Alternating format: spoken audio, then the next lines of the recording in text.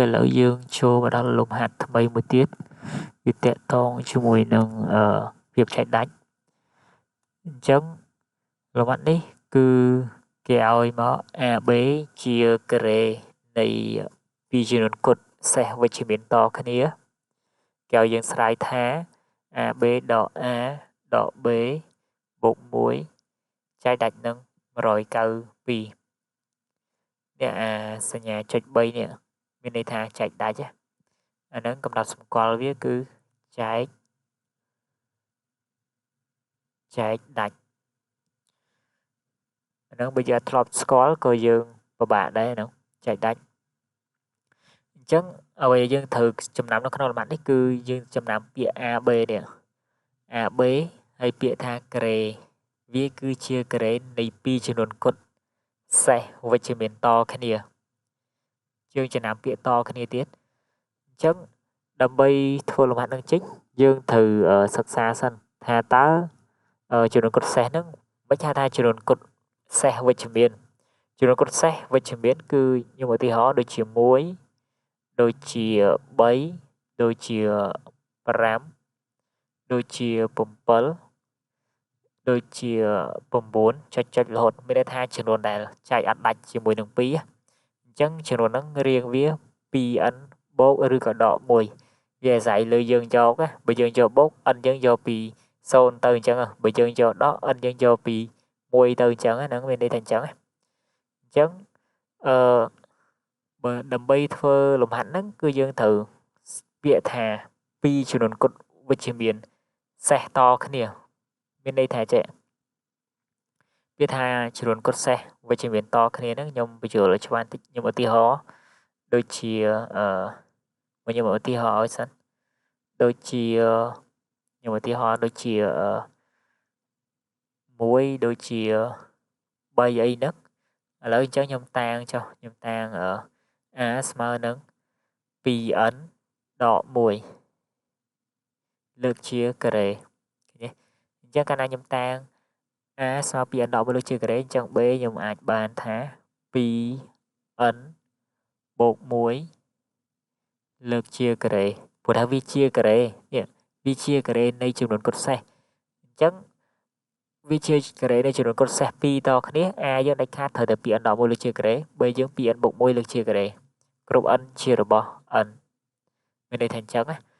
មានន័យថាវាជាការ៉េអញ្ចឹងមានថាវាជាការ៉េតែការ៉េនៃចំនួនសេសវិជ្ជមាន2តគ្នាអញ្ចឹងវា1 2n ដក1 1 2n បូក1អញ្ចឹងដោយនោះយើងបានយើងតាំងប៉ុណ្ណឹងនោះយើងបានទៅតាមអ្វីដែលប្រធានគេចង់បានអញ្ចឹង AB ដក B ដក A ដកបូក1ស្មើយើងជួសជុលមកយើងជួសជុលអញ្ចឹងខ្ញុំដូរប៊ិចពណ៌បន្តិចអញ្ចឹងយើងជួសជុលទៅ A យើង 2n ដក1លើកជាការ៉េអញ្ចឹងវាទៅជា 2n ដក1លើកជាការ៉េគុណនឹង B យើង 2n បូក1លើកជាការ៉េអញ្ចឹង 2n បូក1លើកជាការ៉េដក A យើង 2n ដក1លើកជាការ៉េ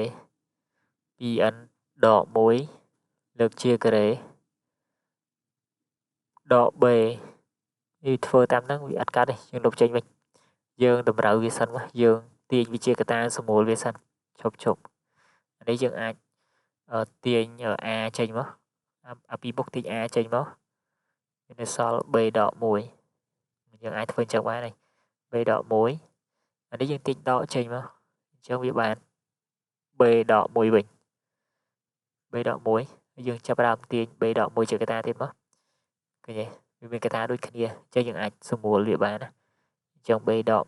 1កតាឲ្យ A ដក1មានន័យថាយើងអាច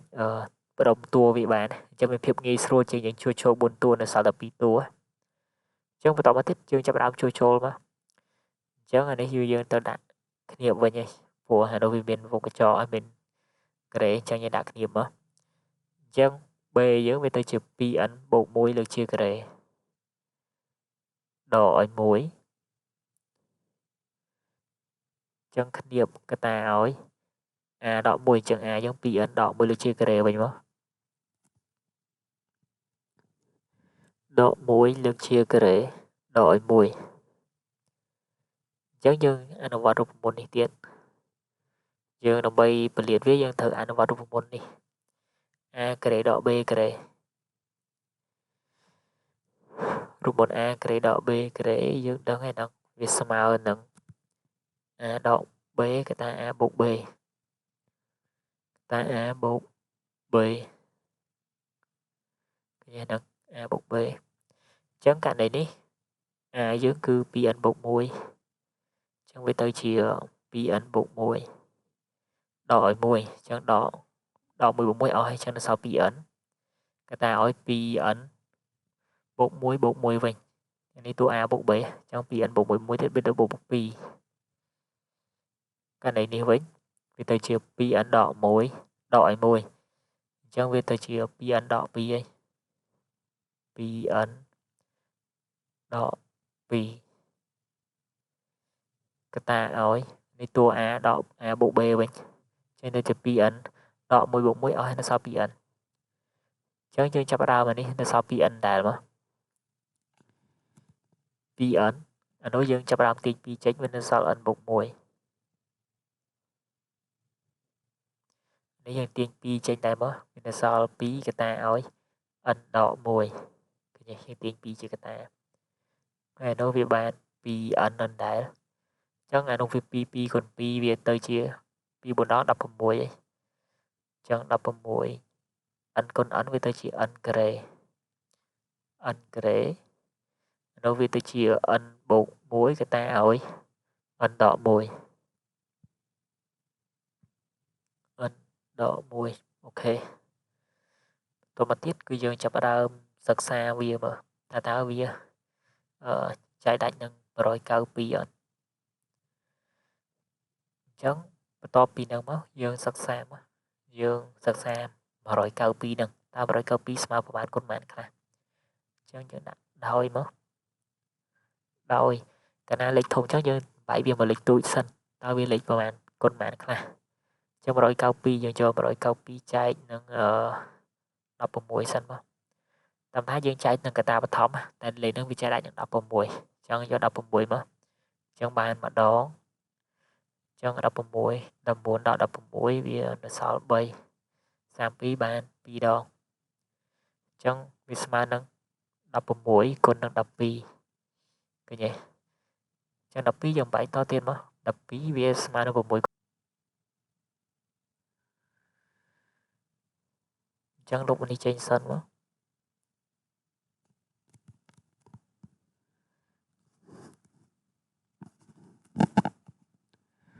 ទៅមកទៀត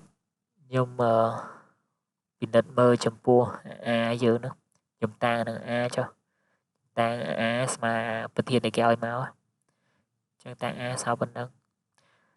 អញ្ចឹងយើងបាន a យើងស្មើនឹង 16 n ការ៉េកតាឲ្យ n ដក 1 កតាឲ្យ n បូក 1 អញ្ចឹងយើងបំបែកទៀតមកអានេះវាទៅជា 16 យើងពលាតវាទៅជាផលគុណតគ្នាមក n ដក 1 កតាឲ្យ n បូក 1 គុណនឹង n នៅចុងក្រោយគេ n ការ៉េខ្ញុំបែកទៅជាគុណនៅក្រោយគេហើយយើងសិក្សាហ្នឹងមកអញ្ចឹងយើងសង្កេតឃើញថាចេះដោយមកដោយ n កតាឲ្យ n ដក 1 កតាឲ្យ n បូក 1 វាគឺជាផលគុណ3ចំនួនគុណតគ្នាយើងសង្កេតឃើញ n ដក 1 កតាឲ្យ n កតាឲ្យ n បូក 1 ឃើញទេមានថាវាចែកដាច់នឹង 6 ពួកអីយើងប្រាប់ហេតុផលគេមកព្រោះតាមស្វ័យសត្វជាតាំងពីនេះមកផលគុណ3ចំនួនគុណតគ្នាដាច់ខាតវាចែកដាច់នឹង 6 វាផលគុណ3ចំនួនគុណតគ្នា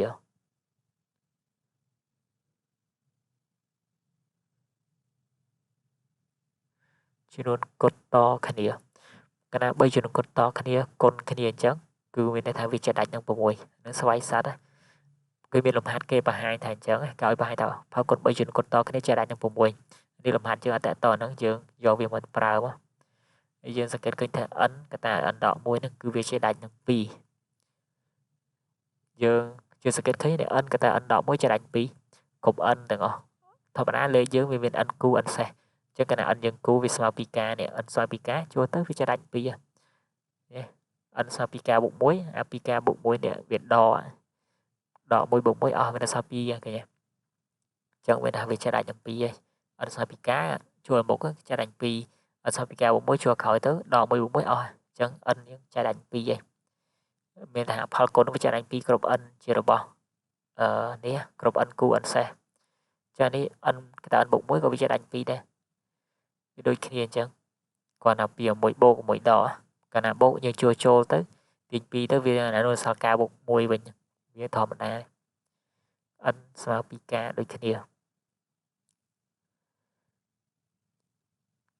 ចឹងយើងសង្កេតឃើញយើងអាចទាញបានដែរយើងតាំងអានេះ1មកតាំងអានេះវា1តាំង2តាំង3មកចឹងយើងសង្កេតឃើញតាម1នឹងតាម1 2 3មកតាម1និង2និង3តាម1និង2និង3នាំឲ្យ a យើងហ្នឹងគឺវាត្រូវតែចែកដាច់នឹង192ចែកដាច់នឹង192 មានន័យថាអញ្ចឹងបើវាចែកដាច់នឹង192គឺយើងអាចសរសេរថាចេះវាស្មើនឹងមែនវាស្មើ192គុណនឹងការមានន័យថាអញ្ចឹងវាជាបុគ្គលនៃ192ចឹងមានថា192គុណការអញ្ចឹងខ្ញុំបង្ហាញឥឡូវយើងមាន16មួយហើយឃើញទេ16អាក្រោមនេះតាម1 2 3គឺវាចែកដាច់នឹង6ទៀតវាចែកដាច់នឹង12ទៀតអញ្ចឹងមានន័យថាវា16គុណនឹង12ការឃើញទេតាម1 2 3វាចែកដាច់នឹង12អញ្ចឹង12ការ